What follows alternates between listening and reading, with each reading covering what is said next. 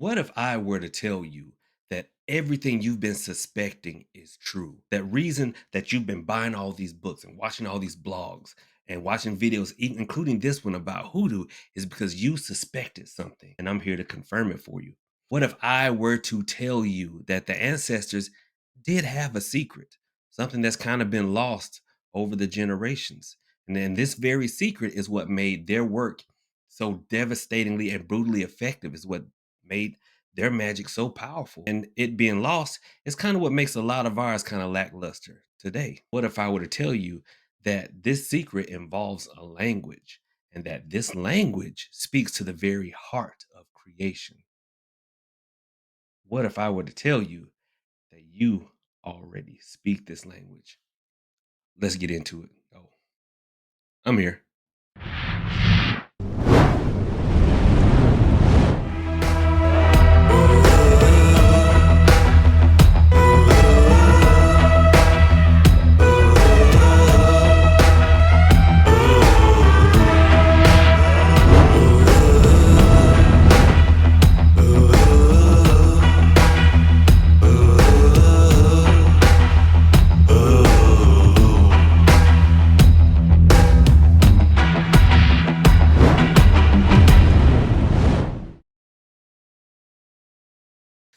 What's up, guys? Just like I just said, Broken Prophet here. Welcome back to the vlog. Here is hoping that the start of your week, pre-Turkey Day, is going amazing. Guys, I've been super busy, as a lot of you know, because some of y'all are waiting on calls from me. Or you, trust me, I'm going to get to everybody. It's just been really busy, good busy. Can't talk about it right now, but hopefully I'll be able to make some awesome announcements soon. Anyway, guys, what do you want the next webinar to be? Let's have at least one more webinar before the new year. So you guys put your comments down below and let me know what you think we should have a webinar on.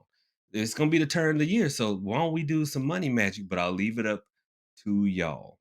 And also, those of you who found the coupon code, it was hidden. It was hidden. It is going to stay active until what's it? What Tuesday? Because Monday is Cyber Monday until Tuesday. So go to www.trueconjure.com and get some nice deals on some awesome, authentic, and traditional hoodoo.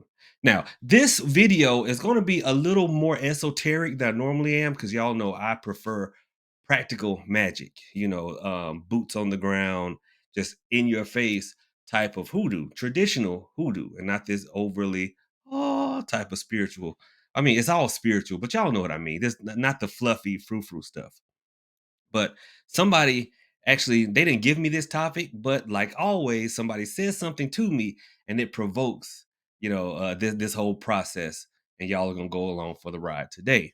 But if you don't want to get into anything esoteric and you want something old school, but just as effective, I got you, my boys and girls. Just do me a favor and hit that subscribe button.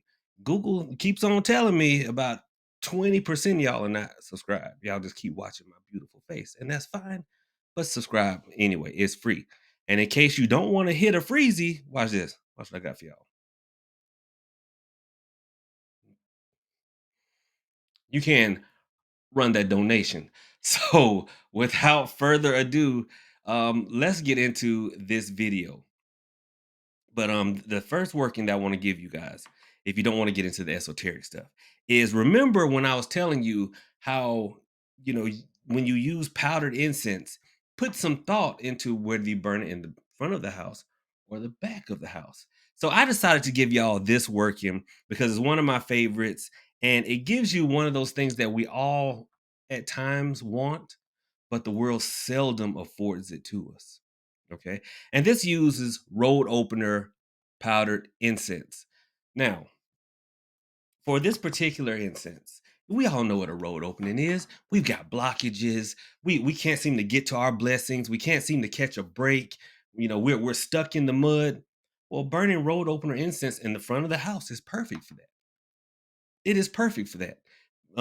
Sometimes you feel like you are a tire spinning in mud. I mean, a car with its tires spinning in mud, and you can't gain any traction. Well, road opener incense, along with the 23rd Psalm, burned in the front of the house, like at the front door or one of the front windows, will let you gain that purchase and help to break you out of that funk, that muck, that feeling of stagnation. That is what road opening incense at the front of the house is good for.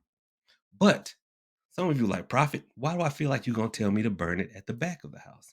And oh, you are right. Now, some of you are gonna be like, Prophet, wait a minute. I remember the last video you said we gotta be careful with what we burn at the back because the back door is kind of like the back of us. Absolutely. But we're not talking about your backside here. We're talking about what is behind you. The back of the house can also symbolize what is behind you. And I know some of you are like, well, Prophet, why am I burning the road opening for something that's behind me? If y'all stop asking so many questions, I'll tell you that's what's wrong with you. Okay. You burn road opening incense at the back of the house because you want to open roads behind you. Remember, I said this is going to afford you something that we all at times want, but the world seldom gives us. Road opening incense burned at the back of the house will give you a second chance. Have you ever gone to a job interview and you just were not able to dial in? Maybe you didn't get enough sleep, whatever. You just weren't able to dial in and you didn't get the job. And you know, if you were able to do that over again, that you could come in with your A game. Okay. Have you ever gone out on a first date? And I'm telling on myself now. And we're out on the first date, and you maybe had too many beverages, and you didn't make a good first impression because you overserved yourself, and you didn't get a call back. That's like messing up the job interview, right? Same thing. It'll give you a call back. You ever have that little, and you ever been in the middle of an argument, and you got that little angel on this shoulder, and you got the devil on this shoulder, and the angel says, "Don't say it. Don't say it." And the little devil says, "Say it, say it." And we all know who you listen to, and you said it, and now you broke up, and you won't get it. This burn at the back of the house will get you a second chance, but you got to do it correctly. See, there's a lot of books out there, but they don't tell y'all how to do this stuff correctly. And the scripture for this one, nobody ever told y'all this, but I'm gonna tell you, is the book of Jonah, chapter 2, verses 1 through 10. I'm gonna read it to you. Read it to you. Now, y'all know Jonah, the one that got swallowed up by the big fish. Everybody says it's a whale, but the scripture says a big fish. It says, Then Jonah prayed unto the Lord his God out of the fish's belly, and said, I cried by reason of mine affliction unto the Lord, and he heard me. Out of the belly of hell cried I, and thou heardest my voice. For thou hast cast me into the deep, in the midst of the seas, and the floods compassed me about. All thy billows and thy waves passed over me. Then I said, I am cast out of thy sight, yet I will look again toward thy holy temple. The waters compassed me about, even to the soul. The depth closed me round about, the weeds were wrapped about my head. I went down to the bottoms of the mountains, the earth with her bars was about me forever.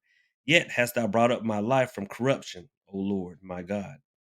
When my soul fainted within me, I remembered the Lord, and my prayer came in and unto thee into thine holy temple. They that observe lying vanities forsake their own mercy. But I will sacrifice unto thee with the voice of thanksgiving.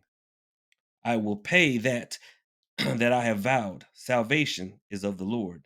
And the Lord spake unto the fish, and it vomited out Jonah upon dry land. See, if you're not up on your scripture, the Lord had told Jonah what he needed him to do. Jonah knew what he was supposed to do. There was no misunderstanding. Jonah knew full well what he was supposed to do. He chose to do otherwise, and he suffered the consequences of it.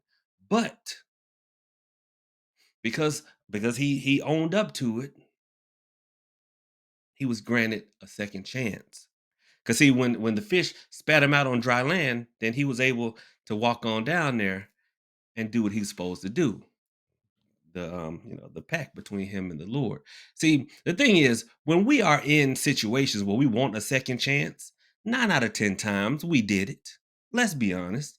9 out of 10 times we did it. Whenever I say that a lot of people come to Hoodoo out of a need, some people get butthurt, but it's the truth. We come to Hoodoo because something happened, and now we need some Hoodoo to get us up out of it. And a large percentage of these folks, not all, definitely not all, But there's a lot of folks who put themselves into something and need hoodoo to get us out of it. Road opening incense. With that scripture, I think it's verses 1 through 10. Jonah chapter 2, verses 1 through 10 will get you that second chance. But what else do you have to do? You guessed it. Write down what it is you were supposed to do or what you would have changed on a piece of paper and burn it with the incense. Okay. We are setting the timeline, what happened on fire, burn it to ash and opening up the new road. All right. There. That was worth the price of admission all by itself. Okay. All right. All right. Hopefully I got your attention. So y'all gonna stick around for the esoteric part. Now, this comes from a member of the Broken Army who hit me up and said, Prophet, what do you think about Andre 3000's new album? And I said, What? What? You got the Outcast back? Thought they broke up. But no, it's just Andre. And apparently it is just a flute. He's always been a little special. Okay. It's just a flute. It is tuned to a certain frequency for whatever reason, things to promote healing and unity and stuff like that. There's it's different reasons why he did it. Okay. And apparently a lot of people are getting upset about it. The my friend said a bunch of diehard Christians, and I said, wait a minute, I'm a diehard Christian. I'm a diehard Christian, but hold on, this is let me pull up what they said. It's tuned to 432 hertz, and the diehard Christian is trying to demonize it. Some of them have said, and I'm gonna paraphrase this, that the flute is a prayer binding the minds with the frequency of the sounds. And I'm like, okay, this is not it. I know a lot of my hoteppers believe in vibrations and stuff like that, believe in vibrations and everything like that. And I'm like, no, no, not quite. And then y'all get mad because I call y'all hoteppers, and I apologize for that. I don't want to offend anybody. But that did get my mind going about things that are universal. And that got me thinking about what I was telling you about. See, the books and stuff that y'all are reading, they always tell you, well, if you're gonna get you some ingredients, you have to tell your ingredients what it is that you want them to do. If you get you a candle, and of course I got more ingredients. You gotta tell your ingredients what you want to do. These are fine ingredients from www.trueconjure.com. But if you want to light a candle, you have to take the oil take the oil and put it on the candle and tell the candle what you want to do. All right, I want you to open my roads. And okay, lemon verbena, I want you to stop people from talking about me. And okay, rosebuds, I want you to make my love stronger. These are all real things. How many of you guys have heard that before? What the marketeers failed to tell you is that roots and herbs don't speak English. They don't have ears. They've been picked, so they don't even get any benefit from the carbon dioxide from our breath. So why are we talking to them? That never made sense, right? This also will answer a question that a lot of you have about about we us writing petitions. Well, the ancestors couldn't read or write. Y'all love saying the ancestors can read or write. Okay, the ancestors knew how to convey their intention to the herbs without speaking. They knew how to convey their intention into the oils, making them not just cooking oil, but working oils. The ancestors knew how to convey their needs and desires to the spirits, even the ones who did not speak their tongue, their language. Okay, because you guys ever thought about that? The ancestors, you have some that don't speak English, so why are you talking to them? And the ancestors in between them and you, they don't speak English. Who's the translator? But yet they understand this is how. The ancestors knew that the universal language is emotion. No. Some of y'all heard me say this before, but for those of you who hadn't, you might want to grab a piece of paper because I'm gonna learn you something. The universal language is emotion. If I am speaking to these rosebuds about love, I'm not going to open my mouth and say a thing. They do not understand what I'm saying. They cannot hear it. But the energy can be conveyed through emotion. Whenever I am doing a love working, the emotion of love needs to be coursing through me.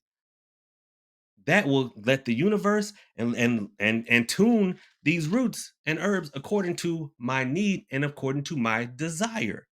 Unfortunately, a lot of you are using the universal language for stuff that you don't want because you are using the wrong emotion in your workings. That is why I've often said it's unfortunate people come to hoodoo because of a need, but that same need and the emotions that that need triggers is what keeps their work from flourishing.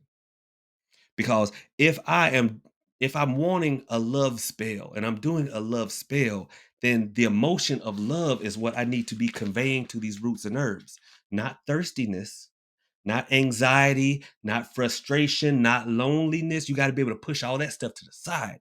You need to for just everything to be pared down to the pure and raw emotion of love. The rawest emotion, or the rawest love is puppy love. Puppy love to me is the truest and purest form of love. When you become an adult, love has some catches to it. But when you just a little kid and you got that puppy love or a crush, that's just pure love. You just want to be around that person. Okay. So think along those lines. The same thing is when we're doing money workings. When we are doing money workings, we need the emotion of abundance because that is what we are trying to conjure forth. That is the timeline that we are trying to set ourselves on. See, every daydream, every imagination is a timeline. That is a potential you that is out there, you trying to get there. Instead of this timeline that you own right now, which has a lot of empty pockets, you trying to get to that timeline where you got money to just do weird flute albums and don't nobody care. And that some weird people can just be weird. Rich people can just be weird. Nobody bats an eye. See, that's the problem with this everything is okay society. Some of y'all have rich people weird, but y'all broke, so don't nobody like that. But if you are doing a money working, then you need abundance coursing through you. Then that way you will key in the roots and herbs and you will alert the universe to your need and your desire, as opposed to thinking about your bills, thinking about what's about to get cut off, all that broke and all that lacking that's just coming out of your pores. Have you ever noticed when you get into a skid, when you get into a slide, it just keeps on going, and the more you think about it, the worse it gets? Till finally, when you just say, "Bump it, I don't care no more," that's when everything starts to get right, right? Because you've broken that mental cycle. You've broken that part of you that is just putting out that universal language of emotion. And the universe is like, "Oh, you don't want that broke no more? Well, what you want now? Abundance? Okay, if you say so." So practice this. And if you've ever wondered about just in your face, immediate hoodoo, work on your emotion. I know this is something that's a little esoteric, and a lot of you are like, Prophet, that I don't know, because I seem to be able to convey what I want by speaking. Yeah, you can. But have you ever thought about, there's a difference between somebody looking at you with love and somebody looking at you with rage. Okay. They're not saying a word, but you feel the emotion coming off of them. It is something that is instinctive inside of us. So if you can read it, then you can speak it. Think about speaking it. Think about radiating it. We're so in tune with it. Have you ever just seen somebody looking at you like, "What you looking at me for?" Somebody radiating rage at you will make you mad sometimes. Have you noticed that? What you looking at me for? They just who knows what they were thinking about, but they were looking in that direction, and that emotion s- keyed something up in you. All you got to do is do that to somebody else. If you are ever in the middle of an argument that you don't ever want to be, that you don't want to be in, stop being so irritated, angry. Just calm, bring it down, and start pumping out love and calm and tranquility. You don't have to say anything, you know, but they'll feel it, and then they'll start to calm down. Go out in the world and practice this stuff, guys. Um, This isn't just something to write now. No, you got practice makes perfect. You'll get good at it. And I've always said spirituality is meant to make your life better. Even when you're not in front of an altar, when you're not lighting a candle, there's gonna be time you're gonna listen to what prophet said and be in the middle of an argument and go, you know what, this is not serving me. So let me just turn this anger off. All right. There. Well, listen, y'all better show me y'all appreciated this one and run it up for me. Thank y'all so much for indulging me in this change of pace video. Hopefully you guys like it. And do me a favor, subscribe, hit that thumbs up, run them donations, profit out.